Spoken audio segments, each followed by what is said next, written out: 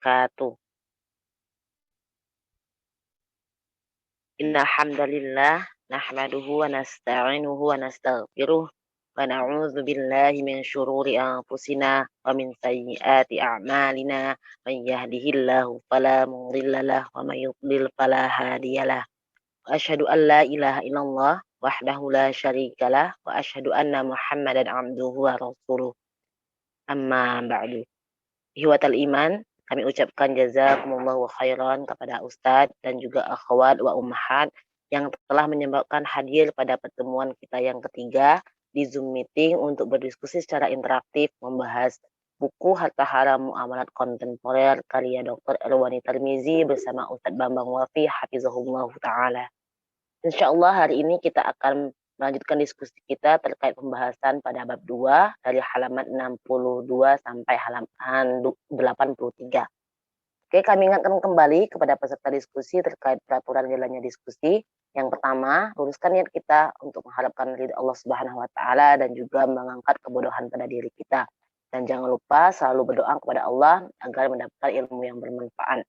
Allahumma inni as'aluka ilman nafi'an wa rizqan thayyiban wa amalan mutaqabbala. Allahumma anfa'ni bima 'allamtani wa 'allimni ma yanfa'uni wa zidni ilma. Kemudian kami ingatkan kembali peserta wajib check-in menggunakan nama asli ataupun nama kunyah serta bertanya sesuai dengan tema, bisa melalui chat ataupun langsung dengan cara raise hand.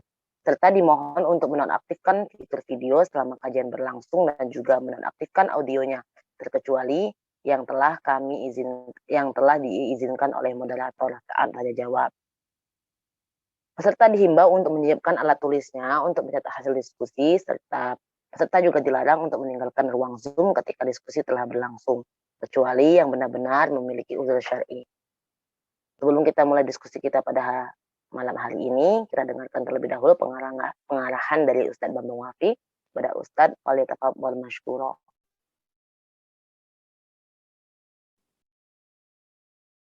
Bismillah, alhamdulillah, wassalatu wassalamu ala rasulillah wa ala alihi wa ashabihi wa man ittaba'al huda. Allahumma salli ala Muhammad wa ala ali Muhammad wa man tabi'ahum bi ihsanin ila yaumiddin. Alhamdulillah, pada perjumpaan kali ini kita masuk pada pembahasan tentang barang najis ya. Jadi kita masuk tentang bentuk-bentuk najis yang haram diperjualbelikan. Jadi sini fokus bahasan kita adalah bahwasanya barang najis itu tidak memiliki harga sehingga ia tidak halal diperjualbelikan. Maka ketika ada jual belinya dianggap tidak sah atau dianggap bangkai. Kemudian yang perlu diketahui bahwasanya barang najis ini harus diketahui kaidah fikih atau dengan kaidah fikih dikatakan rausu ma yu'kalu lahmuhu halal. Jadi kotoran hewan yang dagingnya itu dimakan hukumnya halal. Maka termasuklah kencing onta atau kotoran ayam, kambing, sapi, itu semua dimakan dagingnya, maka kotorannya pun halal ya. Kotorannya itu suci. Kotorannya itu suci.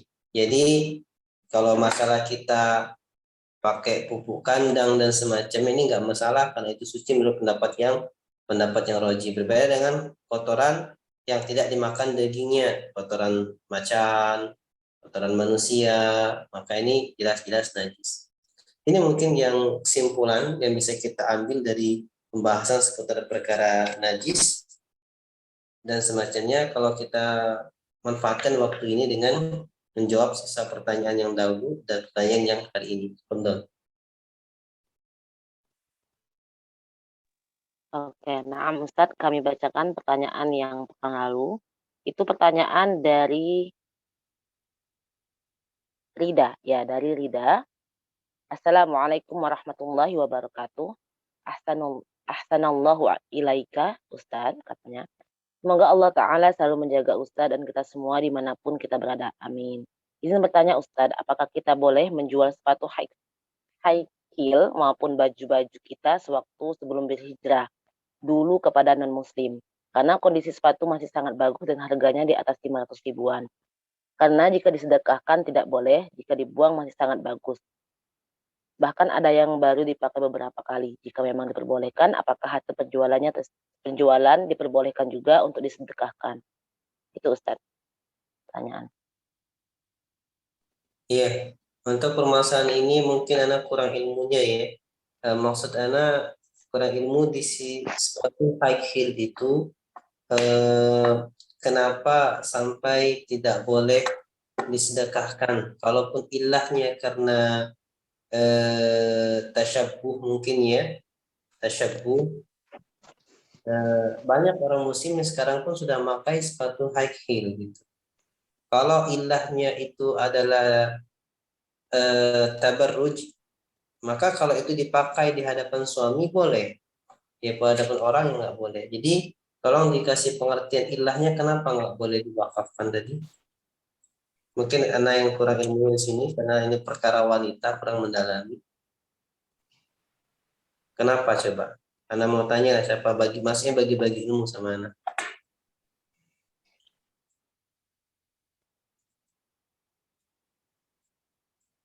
Ada yang bisa yang bertanya atau yang ini Umu Rahmawati kalau tahu apa sih ilahnya? Kenapa sepatu high heel itu?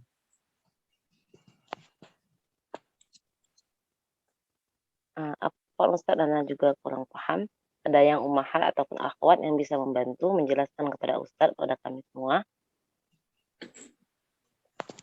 Jadi kita di sini sharing ilmu ya. Kalau Anda nggak tahu ya Anda jawab nggak tahu. Coba bagi yang tahu tolong dikasih tahu. Maksudnya sepatu high heel itu sisi penghalangannya untuk dijual itu atau untuk diwakafkan dihibahkan tadi itu apa gitu. Kalau sekiranya dia apakah karena masalah, nanti Anda jawab ini. Kalau ini masalahnya tasyabbuh, ternyata banyak sekarang kaum mukminin telah memakai. Jadi makna tasyabbuh itu adalah ketika pakaian tersebut adalah ciri khas orang kafir. Jadi ketika itu adalah ciri khas orang kafir, dipakai oleh orang muslim, sehingga orang muslim memakainya kelihatan kayak orang kafir. Maka ini dikategorikan tasyabbuh. Nah, man tasyabbaha biqaumin fahuwa minhum. Siapa menyerupai suatu kaum, maka dia termasuk kaum tersebut. Ini kalau ilahnya tasyabbuh. Kalau ilahnya tadi dibilang mungkin itu tabarruj, terlalu berdandan yang berlebihan, maka saya katakan berdandan yang berlebihan boleh di hadapan suami. Nggak boleh di hadapan laki-laki lain yang bukan mahram. Jadi kalau seperti itu ilahnya, maka boleh dijual dengan harapan dia memakainya di hadapan suaminya, bukan dipakai jalan-jalan tebar pesona di hadapan orang yang bukan mahram. Itu. Jadi sehingga hukum pertanyaan tadi kalau dijual gimana, ya silakan. Dan dijual orang kafir gimana? Nah, kalau dijual ke orang kafir kan berarti jelas dipakainya tabarruj tuh. Nah, kalau seperti itu baiknya kalau kita ada keraguan di situ, harta dari penjualan itu mungkin kita lebih baik diserahkan lah. Seperti kita buang uang riba, kita bisa dikasihkan ke fasilitas umum dan sebagainya. Tapi wallahu taala alam, Anda melihat itu nggak mengapa diperjualbelikan kalau memang tidak ada ilah yang syar'inya. Kalau ada ilah syar'inya, bagi faedah ke anak jadi Anda bisa merujuk. Allah taala. Nah, Ustaz, jazakallahu khairan. Selanjutnya pertanyaannya itu dari Sari. Assalamualaikum warahmatullahi wabarakatuh. Ustaz izin bertanya, Ana bekerja di sebuah instansi pemerintah. Apakah halal jika kita menerima makanan yang diberikan oleh bos kita dan kita mengetahui bahwa makanan tersebut diberikan oleh rekanan yang ingin memasukkan tender di instansi kita? Itu saya pertanyaannya. Kalau sekiranya yang di hadis Nabi Shallallahu Alaihi Wasallam hadayatul ummali wurun, tidak hadiah insentif atau tips bagi para pekerja itu urur adalah dimaksudkan ketika dia telah mendapat gaji untuk pekerjaan tersebut, lalu dia mengambil insentif untuk pekerjaan yang sudah merupakan kewajibannya, maka ini dikatakan guru. Ini nggak boleh, ini ya, terlarang, haram. Dan misalnya juga dia mendapatkan pemberian itu lantaran dia bekerja di situ. Kalau nggak bekerja di situ nggak bakal dapat, maka ini masuk kategori. Adapun ketika atasan yang memberi kepada bawahan, maka nggak mengapa. Ya, yang menjadi masalah bawahan memberi kepada atasan, maka ada unsur gravitisasi ya. Jadi di sini maka tidak mengapa. Tapi permasalahan yang kedua, dia tahu itu barang dari riswah yang ingin orang masukkan tender. Dia tahu itu harta riswah, harta suap. Nah, ketika dia mengetahui harta suap, maka ditinggalkan. Maka dia ditinggalkan karena tidak jelas. Tapi ketika dia nggak tahu, misalnya secara umum, ketika atasan memberikan sesuatu ke bawahan, maka nggak mengapa secara umum. Tapi ketika diketahui itu adalah hasil riswah, maka kita tolak. Kenapa? Karena kita tahu sumbernya. Kita nggak mau, karena kullu lahmin nubita min haramin fannar aula lahu. Setiap daging yang tumbuh dari harta yang haram, maka neraka lebih berhak untuk memakannya. Maka ini mungkin, jadi kita lihat ketika kita misalnya dibujuk-bujuk atasan ngasih, nih ada lagi SPPD nih keluar kota nih, pulang bawa oleh-oleh, ya sudah, ada apa-apa, bismillah. Tapi ketika dia ketahuan harta riswa, bagi-bagi, kita enggak, jangan. Ya, Allah Ta'ala.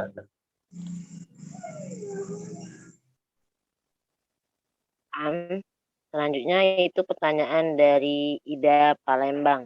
Assalamualaikum warahmatullahi wabarakatuh. Afwan Ustadz izin bertanya, pada halaman 45 di kitab dikatakan di dalam Surah Al-Ma'arij ayat 24 sampai 25, ayat di atas menjelaskan bahwa zakat yang merupakan rezeki para kaum lemah telah ditentukan oleh Allah presentasinya pada harta orang kaya. Maka tidak cukup jika dikeluarkan sekehendak pemilik harta. Ketika kita masuk Idul Fitri, kita kan ada zakat fitrah. Kemudian misal kita bekerja di sebuah instansi pemerintah, kemudian gaji kita dipotong juga untuk zakat profesi. Itu bagaimana Ustadz? Dan apakah zakat profesi itu ada? Ya, untuk zakat sebagaimana ditetapkan dalam Islam, itu harus terpenuhi dua syaratnya, yaitu haul dan nisab. Haul dan nisab. Haul itu telah tersimpannya harta itu selama 1 tahun. Nisab itu telah terpenuhnya standar harta itu sejumlah 85 gram emas. Nah, jadi ketika harta itu belum sampai nisab, maka belum wajib zakat. Ataupun sudah sampai nisab tapi nggak sampai haul, nggak ngendap setahun, maka itu pun nggak wajib zakat. Itu ketentuan zakat. Selesai? Paham? Paham. Sekarang bagaimana dengan harta yang sudah dipotong 2,5% setiap gajian? Kalau harta sudah dipotong 2,5% setiap gajian, sekarang pertanyaan, tabungan dia sudah sampai nisab belum? Kalau belum kan, dan sudah belum sampai nisab, berarti belum wajib zakat. Lalu uang yang dia keluarkan 2,5% tiap bulan itu uang apa? Maka anggap aja uang itu sebagai uang infak sedekah biasa. Jangan dirisihkan. Kenapa? Kalau antum risihkan, ributkan, antum sudah nggak dapat pahala, zakat juga belum kehitung. Tapi kalau antum sudah tidak apa-apa lah, yang kena sedekah, dapat pahala sedekah, belum dapat zakat. Karena zakat harus terpenuhi syarat. Ya. Jadi berarti apakah ada zakat profesi? Berdasarkan kitab fikih yang jelas dari ulama terdahulu mazhab itu nggak ada. Istilah zakat profesi baru muncul oleh kalau nggak salah Yusuf Qaradawi dari antara ulama di Mesir yang kontemporer baru-baru, mereka dia mengfatwakan adanya zakat profesi biar nggak sibuk lagi ngitung zakat. Ilahnya ke sana, tapi nggak gitu. Karena Allah itu nggak membebankan kecuali Allah tahu manfaatnya. Karena berarti kalau 2,5% dipotong setiap gajinya, bisa jadi tabungannya nggak pernah sampai nisab, tapi dia sudah ngeluarin uang terus. Ya, dan bisa ada unsur keterpaksaan di situ. Allah Ta'ala alam, yang roji nggak ada zakat profesi, yang ada zakat terpenuhi dua syarat, nisab dan haul. Allah Ta'ala. Ustaz, jazakallahu khairan. Selanjutnya itu ada pertanyaan dari Kholisa. Assalamualaikum warahmatullahi wabarakatuh. Ahsanallahu Waalaikumsalam. ilaika Ustaz. Amin wa la tamin. Jika kita bekerja di instansi pemerintah, atasan kita itu bertugas belanja barang kebutuhan untuk kantor. Semuanya itu sudah diatur oleh pihak dari pusat, berbelanja barangnya menggunakan semacam kartu kredit. Bagaimana itu hukumnya, Ustaz? Hukum apanya? Belanja sudah ditentukan, ya tinggal ngambil barang aja, berarti apalagi permasalahan. Kartu kreditnya kayaknya, Ustaz. Jadi masalahnya di situ. Itu kan sudah ditentukan, bukan dia yang belanja, udah jalanin aja. Kan tadi permasalahannya dari kantor, sudah ditentukan barang yang mau dibelanjakan, sudah tahu nominalnya, gesek pakai kredit, kartu kredit. Ya sudah, itu uang-uang orang, jalan-jalan orang, jalanin aja tugas. Ya, berbeda kalau antum sendiri, antum yang buat kartu kredit, terus antum belanja dengan kartu kredit, ini beda permasalahan. Ya, kalau tanya hukum bagaimana hukum belanjanya, kalau itu belanja uang orang sudah kewajiban, maka itu kena hukum sudah sistem seperti itu dan nggak mungkin belanja kecuali dengan cara seperti itu, atau itu sudah ketentuan dari perusahaan dan kita tinggal ngambil barang aja, maka kita anggap aja kita nggak belanja, kita ngambil barang aja. Karena sudah ketentuan, bismillah. Nah, tapi kalau kita buat kartu kredit, ya, kartu kredit dan kartu kredit tersebut ternyata ada unsur penambahan nilai, yang kita pinjam berapa, yang kita bayar berapa lebih, apapun embel-embelnya karena apa namanya penalti atau apa segala macamnya, maka itu jatuh kepada riba. Tapi kalau memang ada kartu kredit yang murni tanpa ada biaya administrasi dan semacamnya, kita pinjam segitu, balik pun segitu, telat bayar nggak ada penaltinya, maka itu nggak termasuk riba. Ya, ada kartu kredit seperti itu, ada sih sebenarnya, ada. Karena ada beberapa bank itu yang memang telat pun nggak kena penalti dan tidak ada iuran potongan wajib per bulan, tidak ada pertambahan nilai gitu. Tapi kalau masih ada pertambahan nilai dan ada penalti, maka itu terkategorikan riba, ya, pinjaman yang ada mengambil unsur manfaat di sana. Allah taala alam.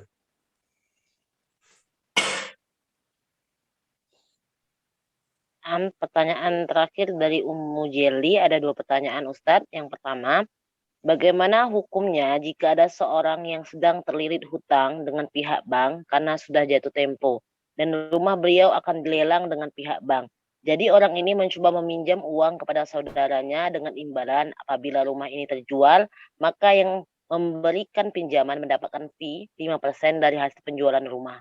Apakah hal ini diperbolehkan? Bila tidak boleh, bagaimana jika sudah terlanjur dan pihak yang meminjam tetap menagih fee 5%? Tapi rumah ini masih belum laku terjual, Ustaz, katanya. Itu pertanyaannya. Itu termasuk tidak boleh.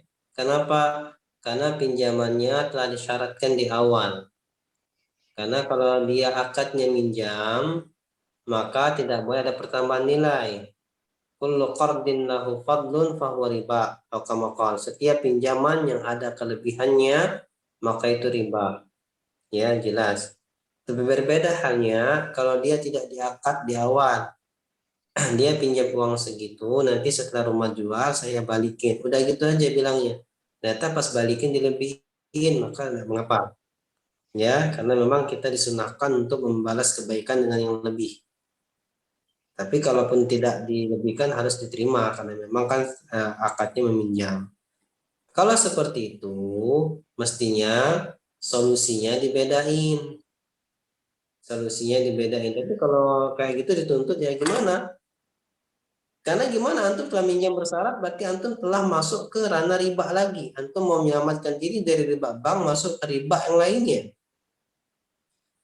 Kalau dia menuntut, wajar dia menuntut karena dia senang dengan transaksi ribawi. Sekarang yang menuntut tersebut senang dengan transaksi ribawi, maka dia tetap menuntut karena ada keuntungan dia nilai. Nah, ya qadarullah wa syafa'ala, tetap harus dibayar. Kalau nggak mau dibayar, segera balikin hutangnya, ya, tanpa, karena rumah udah laku berarti nggak ada pertambahan nilai, balik hutang sesuai yang dipinjam, pinjam lagi dengan orang yang benar-benar tidak suka transaksi ribawi.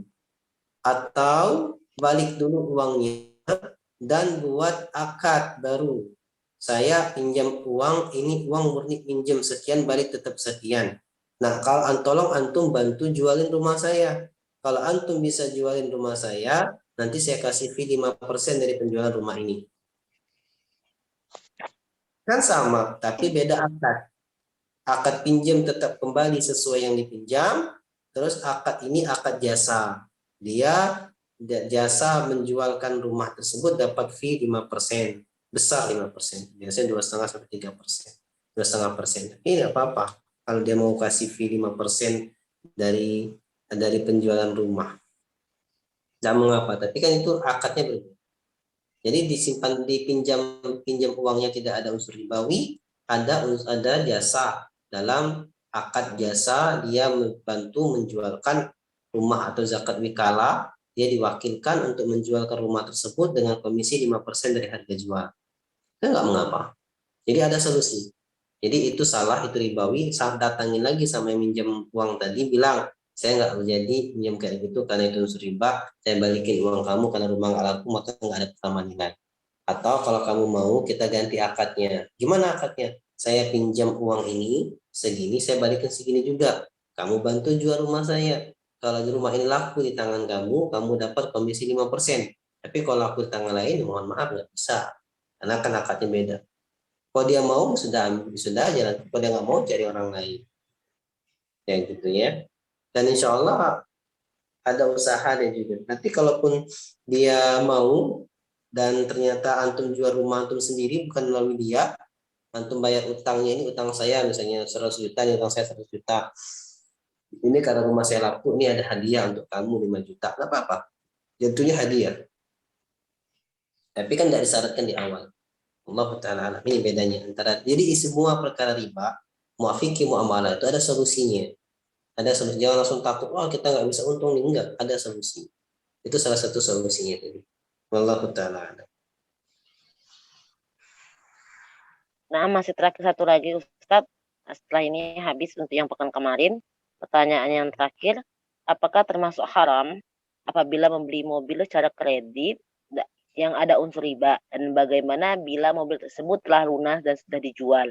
Apakah termasuk kategori yang dimasukkan di dalam paragraf halaman 47 yang berbunyi, jika hartanya telah berkurang atau lenyap sama sekali, harta haram ini tetap berada dalam tanggungannya. Dan bagaimana cara membersihkan harta haram tersebut, Ustaz? Ya, pada kondisi tersebut, ya maka ingat wadaru ma baqiya minar riba. Tinggalkanlah apa yang tersisa dari perkara riba. Jadi kalau memang pertama dia kredit mobil ribawi, maka tentu dia terjatuh kepada perkara riba. Dia telah berbuat riba. Sepakat, sudah jelas dia berbuat riba. Kemudian telah lunas. Telah lunas. Berarti selesai sudah. Proses ribawi selesai karena mobil itu telah lunas, dia telah menguasai penuh mobil tersebut, ada sertifikat dan semacam itu, sudah selesai masalah. Terus kemudian apa yang kita permasalahkan di situ? Terus mobilnya dari jual misalnya, ya sudah itu hak uang kita dari jual. Terus apa maksudnya di sini? Jika harta telah berkurang atau lenyap sama sekali, atau haram ini tetap berada dalam tanggungan dan wajib berniat untuk mengeluarkannya. Seandainya Allah memberikan rezeki. Ini kalau contohnya orang yang memakan riba, dia minjam uang ke antum 100 juta dengan syarat riba antum balikin 120 juta. Berarti ketika antum balikin 120 juta, 20 jutanya kan riba. Dan 20 juta ini sudah habis. Ya, sudah habis. Maka atau sudah berkurang, maka tetap dia berada dalam tanggungannya. Tetap harus dia niat untuk mengeluarkan 20 juta itu, buang uang 20 juta itu dari rekening dia. Karena uang itu 20 juta itu uang riba. Jadi beda kasusnya dengan mobil tadi. Mobil tadi kan dia yang menyetorkan uang itu.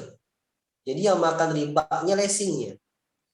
Dia juga terkena riba.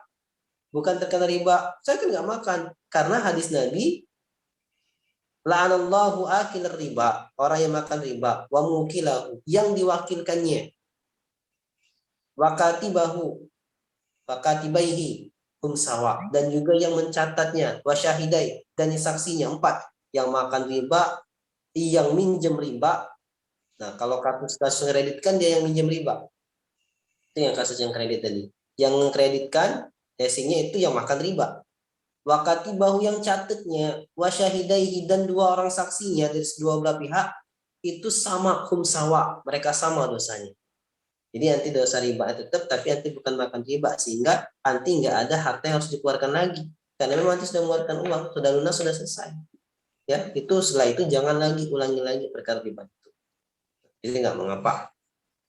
Jadi pahami maksud yang halaman 47 tadi, orang yang makan ribanya. Riba 20 juta, walaupun 20 juta sudah habis, tetap dia harus niatkan untuk mengeluarkan 20 juta itu untuk membersihkan hartanya. Jadi tercampur dengan harta riba. Wallahu ta'ala a'lam.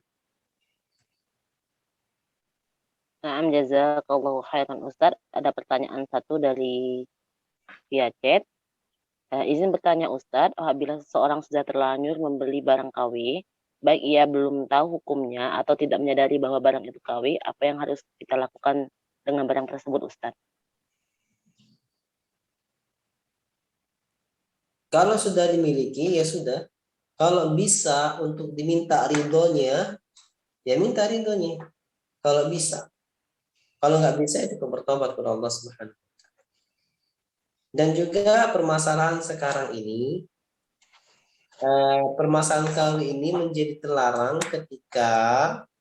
ketika perusahaan yang buat itu melarang untuk mengadakan kawin. Tapi ketika dia tidak melarang, dengan syarat dijelaskan itu barang kawin, atau membeli barang kawin, nggak mengapa. Contoh, onderdil mobil. Onderdil mobil ini ada perusahaan yang original, ada juga yang KW gitu kan. Dan yang KW ini dijelaskan, KW ini KW bukan original, batan ini cocok sih mobil kamu. Itu sudah nggak apa-apa. Ya, tidak mengapa.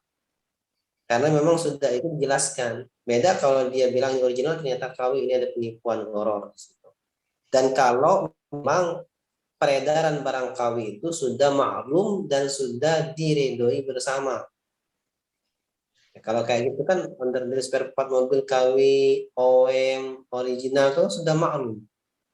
Nah, kecuali kalau memang barang itu tertulis jelas dari produsennya dilarang menjiplak atau mengikuti atau membuat imitasi dari barang ini. Kita ada yang buat imitasi, kita tahu, maka kita jangan beli karena ada larangan dari produsennya. Jadi kalau nggak ada larangan dan ini sudah menjadi biasa dan dijelaskan itu barang kawin, nggak mengapa.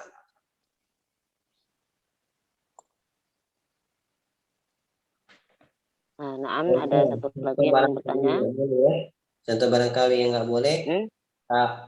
Contoh barang kawin nggak boleh di suatu di buku-buku hasil karya tulis dilarang memperbanyak, mencetak, mengopi ulang tanpa izin tertulis dari penerbit gitu kan. Lalu tiba-tiba orang membajak, difotokopi, dibuat cover sendiri, dijual. Nah, ini barang yang nggak boleh dibeli KW seperti, karena sudah ada tertulis jelas. Tertulis jelas dilarang untuk memperbanyak isi buku tersebut tanpa izin tertulis. Seperti di buku ini, halaman 2 Romawi, hak pengarang dilindungi undang-undang, dilarang memperbanyak atau memindahkan sebagian atau seluruh isi buku ini ke dalam bentuk apapun tanpa izin tertulis dari pengarang. Maka kita beli buku KW ini nggak boleh, karena sudah tertulis. Ya, wallahu ta'ala a'lam.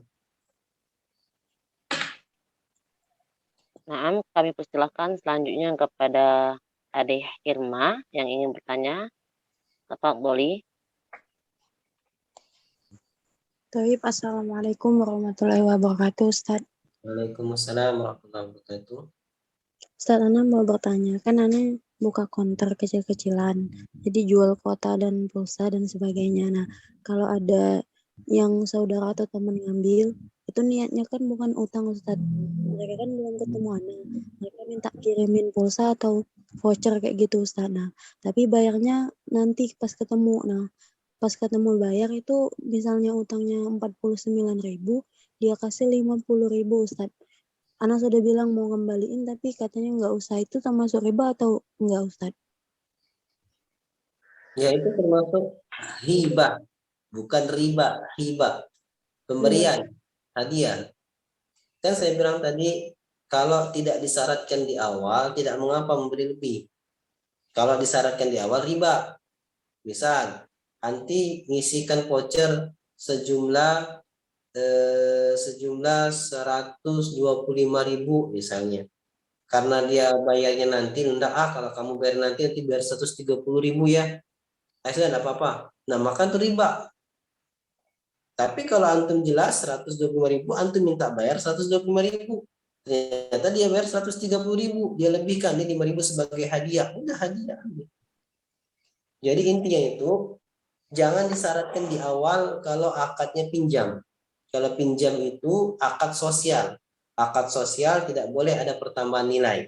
Beda dengan akad bisnis, investasi, mudharabah, ya, musyarakah, itu ada hitung-hitungan persentase keuntungan. Tapi kalau akad sosial murni harus sosial, nggak boleh ada pertambahan nilai. Sekarang dia telah membayar utangnya 125.000, 5.000 sebagai hadiah. Makanya dia rinci mestinya. Ini kan utang kamu 125.000, karena bayar 30, sudah nggak apa-apa, ambil aja untuk kamu hadiah. Sudah jelas. Nah, gitu. Yang penting kita jelas. Ya, tidak mengharapkan lebih dari hutang yang kita pinjamkan. Allah Ta'ala. Jazakallah khair Ustaz. Oh, iya. Nah, selanjutnya kami persilahkan kepada Lika Umukilah yang ingin bertanya.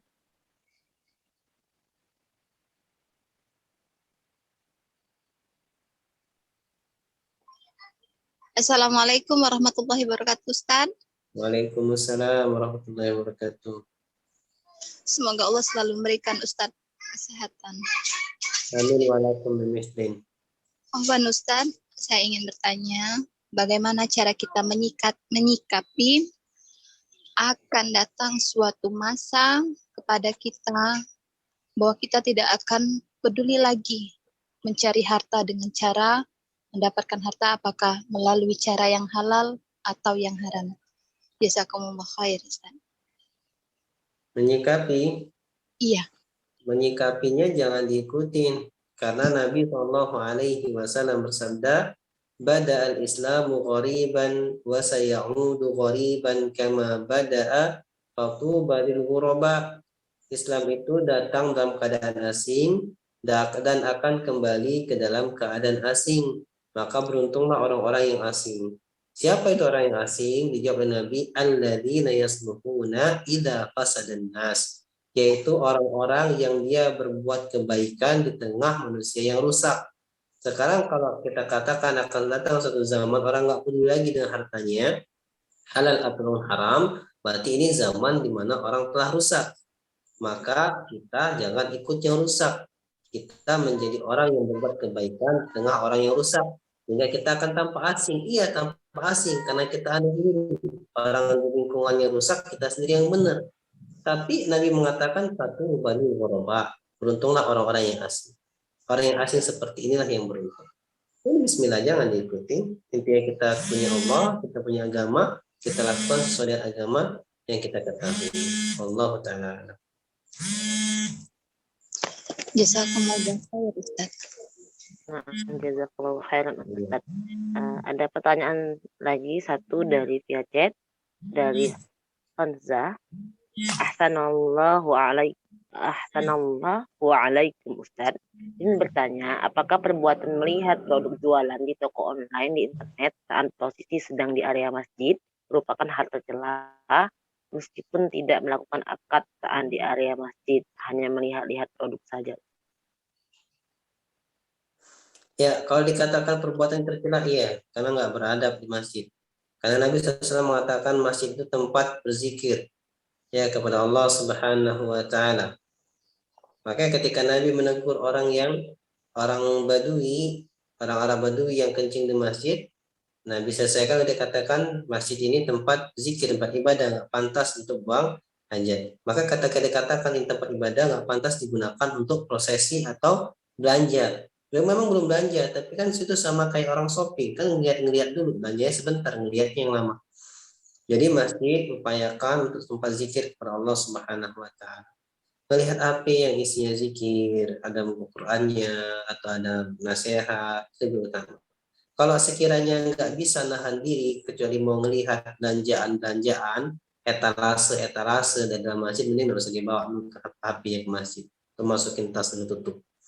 Ya, karena memang upayakanlah masjid itu tempat di mana malaikat mendoakan, namun kita gunakan masuk pasar. Itu namanya kita masuk pasar di dalam masjid.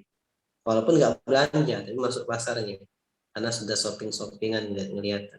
Jadi tercela, ya itu perbuatan tercela, walaupun tidak sampai didoakan kehancuran. Karena kalau kita bertransaksi di masjid, maka itu didoakan sama Nabi kehancuran. Ya, didoakan sama Nabi kehancuran bagi orang yang bertransaksi, berdagang di masjid. Tapi kita nggak berdagang, cuma melakukan perbuatan tercela. Karena membedakan fungsi masjid yang seharusnya digunakan untuk zikir, ibadah, digunakan untuk masuk surga. Wallahu ta'ala a'lam.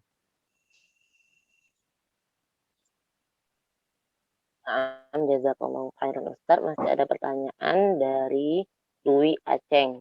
Assalamualaikum warahmatullahi wabarakatuh Ustaz. Waalaikumsalam. Apa hukumnya? Apa hukumnya kalau buka usaha barang perabotan rumah tangga tapi sistem cicilan setiap bulan selama 10 bulan. Dari harga modal saya tambahkan ongkos bensin ke rumah biasanya 50.000 atau sampai 100.000 untungnya. Kira-kira gimana Ustadz, itu termasuk riba atau bukan? Enggak, ya jadi kalau jual beli itu boleh jual beli hal nakdan, ya. Nakdan itu langsung cash, bisa dengan dalam waktu tempo. Jadi jual beli boleh cash, boleh tempo.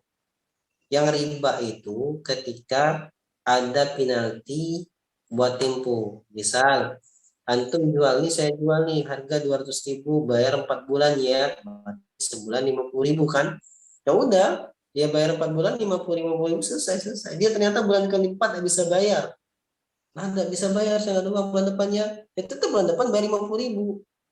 Nggak bisa antum bilang, nah karena nggak bayar bulan 4 penalti denda 10.000, bulan depan bayar 60.000. Itu riba baru.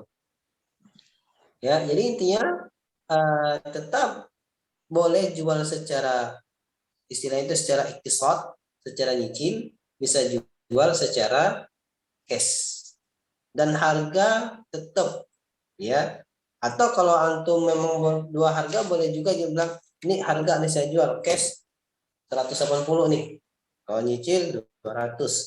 Akad di awal lagi, oh sudah saya milih nyicil 200, sudah 200. Tapi kalau dia telat, nggak boleh ada penalti, nggak boleh pertambahan nilai dan semacamnya. Kalau ada maka dia diterima. Ya, tidak mengapa jual yang kredit. Dan kalau keuntungan sampai 50 sampai 100.000 nggak mengapa. Intinya antara din sama ridho. Antum mau jual untung 1 juta, kalau dia mau beli nggak apa-apa. Tapi ya kalau jangan ada unsur kezaliman. Mari kita belajar, itu memaksa dan semacamnya. Jangan ada unsur gharar, penipuan kan dan semacamnya. Ya sudah, nggak mengapa. Allah Ta'ala. Nah, jazakallahu khairan Ustaz. Kami tanya kembali kepada ummahat wa akhwat, masih ada pertanyaan?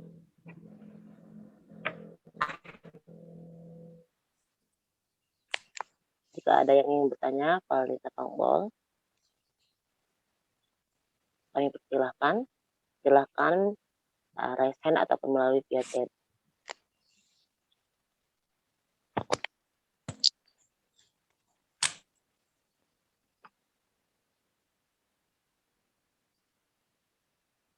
Sepertinya habis Ustaz.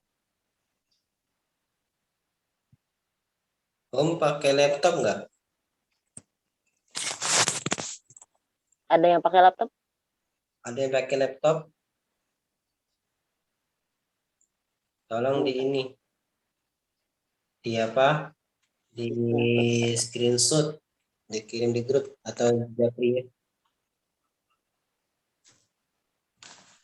Pakai HP. Udah? Alhamdulillah kalau sudah, insya Allah kita ketemu lagi bahas dari halaman ke 80 berapa? Tadi? 83 tadi. Sampai 83. Iya. Berarti dari halaman 83 ke awal sampai halaman 100. Kita 20 halaman aja.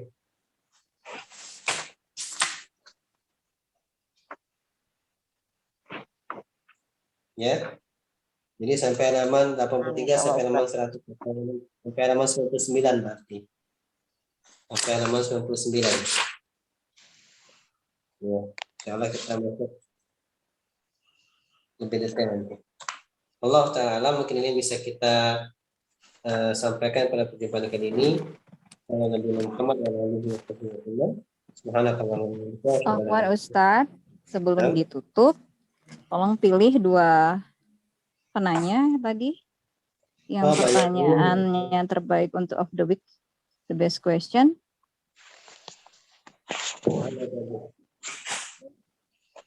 Hanya ini tadi yang pertanyaan tentang pinjam uang bayar rumah 5% tadi.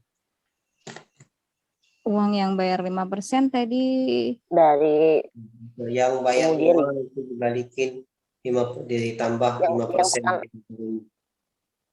berutang Jeli, Mbak. Ya, siapa itu? Oh, oke. Jeli. Satu lagi yang ini yang terakhir tuh yang jual kredit yang pulsa. Jual kredit yang mana itu? Yang pulsa tadi benar, yang pulsa tadi pas. Mbak Dwi Aceng ya, yang pulsa ya? Yang pulsa Ada lebih pas. Irma, Mbak. Oh, ada Irma. Irma yang pertanyaan. Baik, ada Irma ya. Baiklah, ada Irma sama Jeli ya. Tafadholi, Rahma, Ustaz. Ya, silakan itu kan. Ya, na'am. Jazakumullahu khairan, barakallahu fikum. Sampai di sini pertemuan kita pada hari ini. Kita tutup dulu dengan doa kafaratul majelis. Subhanakallahumma wa bihamdika asyhadu an la ilaha illa anta astaghfiruka wa atubu ilaik. Assalamualaikum warahmatullahi wabarakatuh. Waalaikumsalam warahmatullahi wabarakatuh.